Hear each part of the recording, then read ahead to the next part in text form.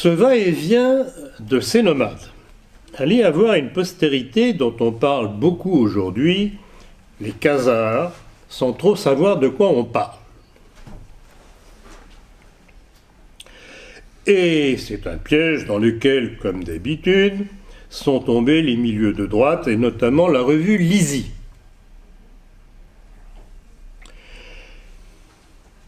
Et en fait, ce fut toujours le même processus millénaire. Chassés d'ailleurs, accueillis par pitié, ils s'installent, prospèrent, s'imposent et oppriment.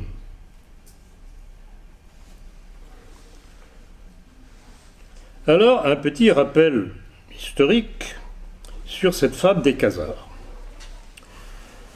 Elle a été inventée par deux juifs, Arthur Koestler dans son livre Le Zéro ou l'Infini, et quelques années plus tard, même plusieurs années plus tard, par un autre juif, dit-on converti, sans doute pour assurer, Benjamin Friedman, dans son opuscule L'histoire des faux Hébreux, les Khazars. Leur thèse est toute simple. Les reproches que l'on fait depuis des siècles aux Juifs sont injustes, car ce ne seraient pas les Juifs les responsables, mais les Khazars. Vous vous rappelez du texte que j'ai cité de Bernard Lazare? C'est la contradiction même.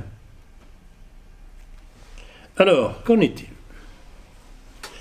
Et comme en toute chose, bon, il faut un petit peu creuser le sujet au lieu de s'emballer. Et voilà ce que l'on peut découvrir. Premièrement, je voudrais vous faire observer que psychologiquement et religieusement, la thèse de Koestler et de Friedman ne tient pas. Seuls de vrais descendants du peuple dit élu, déchu, peuvent avoir cette haine virulente que l'on retrouve dans le Talmud. Pas des convertis. Ça ne colle pas. Et alors, la preuve, c'est qu'un autre écrivain juif contemporain, honnête lui aussi, comme Bernard Lazare, Israël Adam Sharon, dans son livre L'autre visage d'Israël, faisait justice de cette fable. Il rappelait que les Khazars indigènes étaient gouvernés et protégés par les guerriers de la noblesse turque, avec à leur tête le Khan, c'est-à-dire le roi. Durant les 6e, 7e et 8e siècles, ils accueillirent quelques vagues d'immigrants juifs venus d'abord de Perse sassanides, puis plus tard de l'Irak abbasside et dans l'Empire byzantin. Les Khans turcs, bienveillants et tolérants, croyaient acquérir en les recevant des sujets utiles, intelligents et diligents, mais très vite ces nouveaux arrivants prirent le contrôle de la Khazarie. Pour un temps, ils conservèrent la façade du règne de l'aristocratie khazare traditionnelle, en plaçant sur le trône des Khans de plus en plus faibles. En 803, le juif Obadiah devint le véritable maître de la Khazarie, tandis que le Khan Goy continuait à être montré au peuple une fois par an en gage de légitimité du pouvoir d'Obadiah.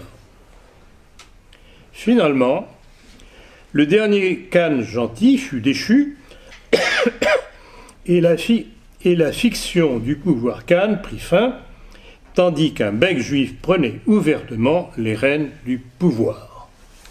Fin de citation. Qu'est-ce qui découle de ce texte? Il découle tout simplement qu'il ne s'agit nullement d'une conversion des Khazars au judaïsme, mais d'une invasion juive en Khazarie, tout simplement.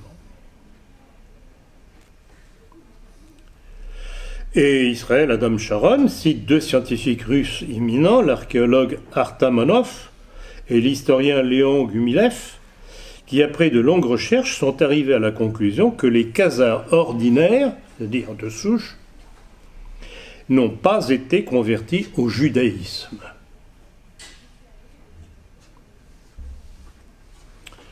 Et Israël Adam Sharon conclut que les Juifs constituaient la classe dirigeante en Khazarie et d'après Gumelef, ils ne partageaient pas les postes de la cour ou les responsabilités avec les étrangers, c'est-à-dire les non-juifs. Les Khazars devinrent ainsi les sujets d'un pouvoir ethniquement et religieux halogène, c'est-à-dire les juifs. Ils finirent par perdre complètement leur pays. Cela ne vous évoque pas quelques comparaisons avec aujourd'hui? Non seulement en France, mais prenez le Kosovo.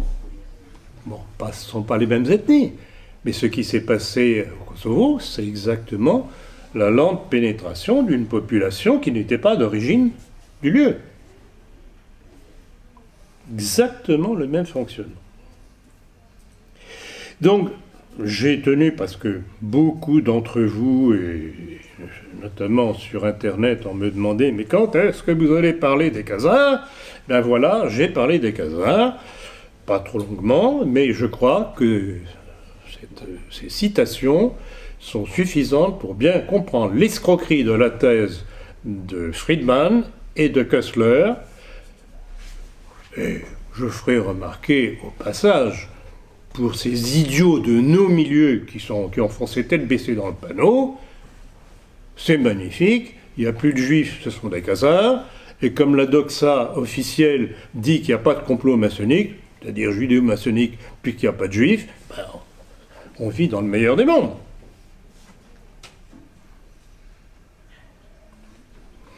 Oui, il n'est pas nécessaire d'insulter l'adversaire. Il faut simplement le démontrer tel qu'il est par ses propres textes. Et qui plus est, quand on a des juifs honnêtes qui vous disent eux-mêmes « ça ne tient pas la route », c'est encore mieux.